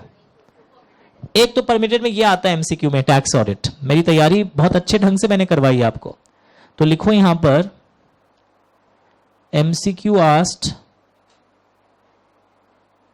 Identify which is not prohibited. तो तुमको पहले पता होना चाहिए था प्रोहिबिटेड का 8 नाम। हम आपके क्वेश्चन का पैटर्न, आपके सोचने का तरीका भी वैसे डेवलप कर रहे। डायरेक्ट क्वेश्चन तो आया ही है, बट उसके अलावा एमसीक्यूज आ जाते हैं। Identify which is not prohibited, grinning दिख रहा है। MCQ is asked identify which is not prohibited. तो एक बार टैक्स ऑडिट एक ऑप्शन में आया हुआ है, इसलिए एमसीक्यू भी मैंने इनकॉर्पोरेट कर दिया यहां पर। एक बार आया हुआ है valuation services. Valuation services prohibited नहीं है, देखो उस दिन भी बताया था मैंने। सर्टिफिकेशन सर्विसेज, बैंक वाले को हम सर्टिफिकेट देते हैं कि एक्सपोर्ट इतना का हुआ है, वो परमिटेड सर्विसेज है। जब हम कमर्शियल ट्रांजैक्शन का मीनिंग समझा रहे थे ना फर्स्ट डे, तो यहां पर एक नाम और लिख लेना, वैल्यूएशन। पता है ये पूरा कॉन्सेप्ट कहां से कॉपी हुआ है? एक बार इंटरव्यू में पूछ लिया, do you know anything about socks? एक बच्चा तो मोजा खोल के दिखा दिया इंटरव्यू में। सार्बन्स ऑक्सली एक्ट यूएस में ये पूरा सेम सेक्शन है, वो इंडिया में भी कॉपी हुआ है। वहां वैल्यूएशन प्रोहिबिटेड है, इंडिया में वैल्यूएशन का नाम लिस्ट में हटा दिया। सार्बन्स एंड ऑक्सली ना आदमी लोग के नाम है, जानवर लोग के नहीं है। उस एनरॉन के फ्रॉड के बाद वहां रिसर्च वर्क कर रहे थे और किस तरह फ्रॉड प्रिवेंट करना चाहिए था। They came out with very good solutions. That is why the act is named as Sarbanes Oxley act. Valuation भी परमिटेड में है, देखो वैल्यूएशन मना नहीं है, वैल्यूएशन लिस्ट में मना है डायरेक्टली। तो आप दो टाइप का क्वेश्चन, तीन टाइप का क्वेश्चंस मैंने करवा दिया। तुम लोग पूछते ना क्वेश्चन कैसा आएगा सर, करवाइए। अब मेरे पास जैसे स्कूल में होता था प्रेसी राइटिंग, मैं प्रेसी राइटिंग में बहुत अच्छा था, इससे मेरा लेक्चर्स भी प्रेसी राइटिंग है। मैं डबल काम नहीं कराता हूं कि अभी आपको वैरायटी ऑफ क्वेश्चन नहीं कराया फिर वापस एक प्रैक्टिस सेशन लूंगा और उसमें हंसूंगा, हाँ नहीं आता है तुमको। नो नो नो, सारे पीछे क्वेश्चंस के जो मेन लाइनर्स हैं वो यहां पर मैंने इनकॉर्पोरेट कर दिया अभी से। तीन क्वेश्चंस आएगा, एक तो एक एमसीक्यू में आएगा किस किस को आप रेंडर नहीं कर सकते या कर सकते हो, उसमें एसोसिएट कंपनी का नाम भी रहेगा, वो अलाउड है।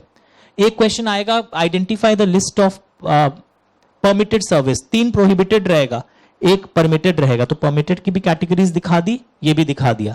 एक क्वेश्चन आएगा डायरेक्ट 4 मार्क्स का, the list of prohibited services, तो वो भी हमको टेक्निक सिखा दिया, एमआरआई रिपोर्ट आ जाएगा, सब ठीक हो जाएगा।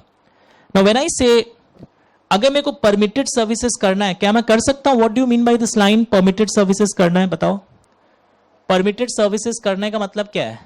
अलाउड है, बट अलाउड होने के बावजूद लैंग्वेज ये बहुत अच्छा है, बोर्ड या ऑडिट कमेटी उसे अप्रूव करेगा। अगर कंपनी में ऑडिट कमेटी है, ऐसे आपको जानकारी के लिए बता दूं, audit committee is not a committee of auditors. Sir उसी का तो होगा, नाम ही ऑडिट कमेटी है। No my dear, it's a committee of directors.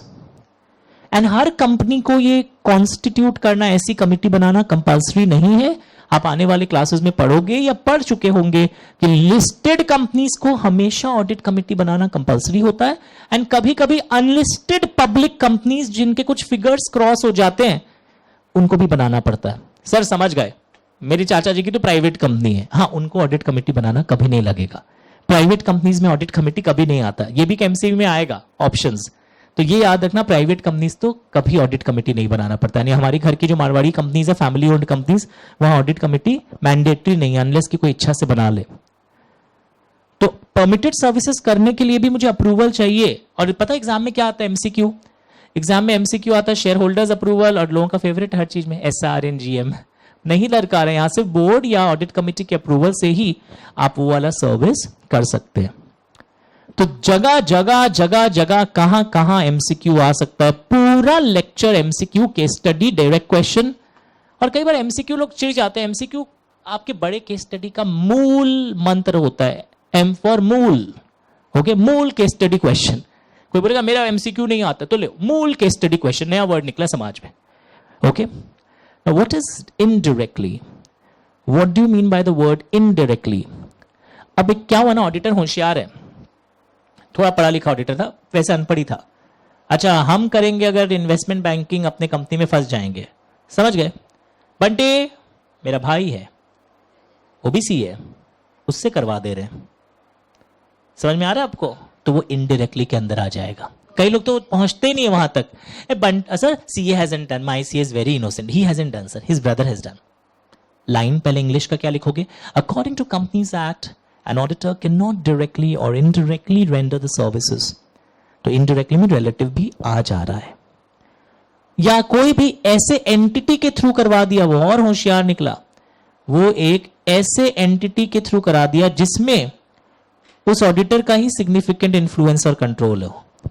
मतलब सपोज लिखता हूं यहां पर, हाँ, Amit is auditor, can I do this? मुझे अलाउड नहीं है ना उस सर्विसेज करने का। मेरा ना एक कंसल्टेंसी कंपनी बनाया हुआ है, नाम सुनोगे? Amit consultancy private limited.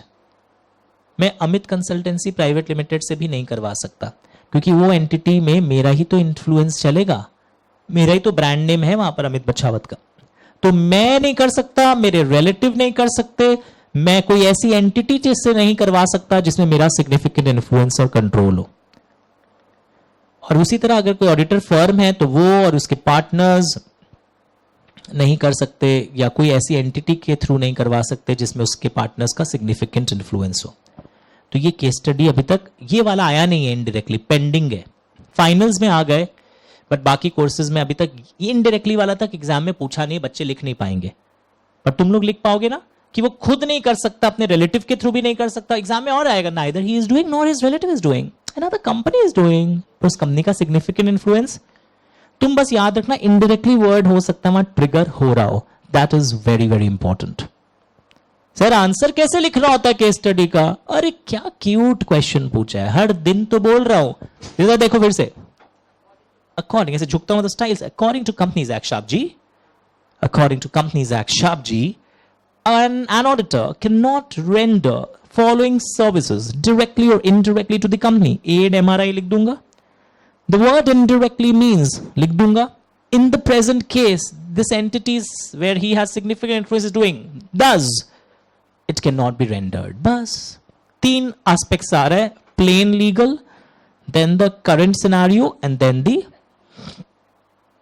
लंबा सांस लो, लास्ट का 2 मिनट।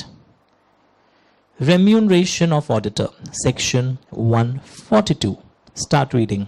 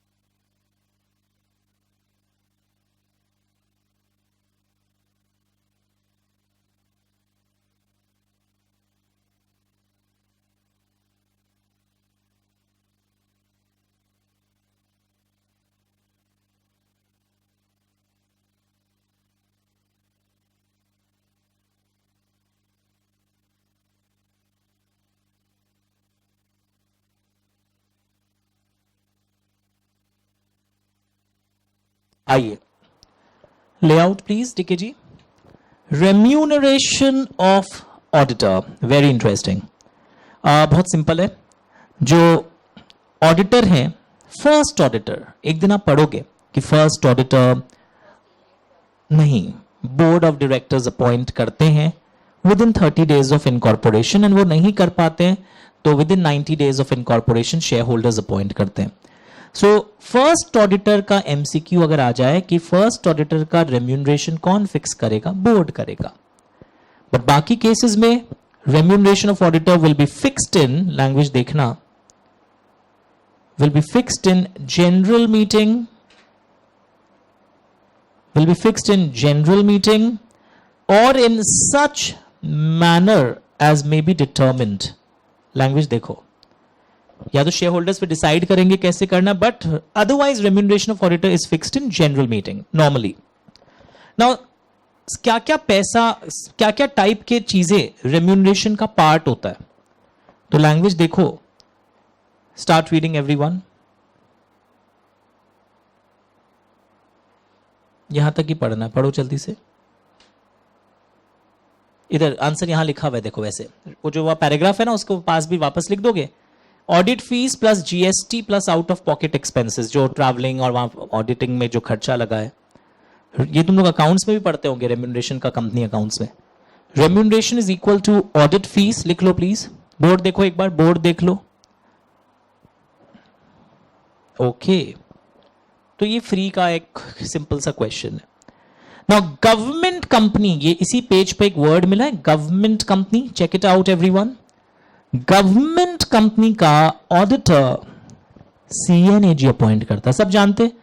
एमसीक्यू पूरे इंडिया का रॉन्ग होगा, लोग उसमें भी सीएनएजी लिख के आते हैं, घर आके पता चलता है गवर्नमेंट कंपनी का रेम्यूनरेशन जो है वो शेयर होल्डर्स फिक्स करता है, अपॉइंट करता है। Very important MCQ.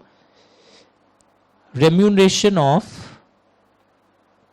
Government companies auditor लिखा, remuneration of government companies auditor, very very important MCQ. सब कोई सीएनएजी लिखेंगे, आप क्या लिखेंगे? लोगों को कॉन्फिडेंटली बताएंगे कि गवर्नमेंट कंपनी का जो ऑडिटर का रेम्यूनरेशन है that is fix by share holders.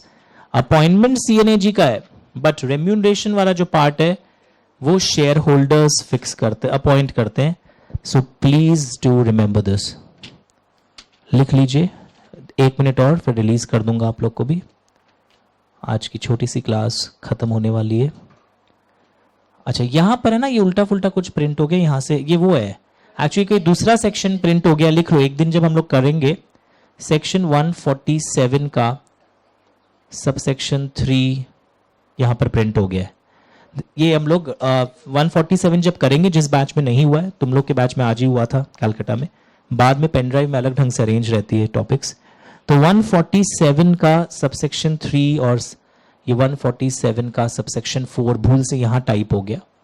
147 का सबसेक्शन 3, 4 हो सकता है अगले एडिशन से ये हटा दूं, प्लेन मिलेगा आपको, तो घबराना मत, कहां गया वो सही जगह चला जाएगा। That's it. So this completes हाँ, ये एक वर्ड हटा देना 143। सो दिस 143 वर्ड हटा दिया। So this completes your topic related to auditors, जो आज हम लोगों ने किया 144 and some other ancillary sections. तो आप लोगों को ये बहुत रिवाइज करना है। क्वेश्चन आंसर्स बुक के एंड में दिए हुए हैं और उसको जरूर से देखना राइटिंग पैटर्न इन क्वेश्चंस के कैसे होते हैं। और अगर टाइम कम हो तो अब क्वेश्चन आंसर्स नहीं देखो तो भी चलेगा, पर जो मैंने राइटिंग और मार्किंग करवाया एमसीक्यू या analysis, that should not be missed. See you tomorrow 9:15 again. आजकल फ्लाइट जल्दी उड़ रही है, 9:10 पर ही। बाय।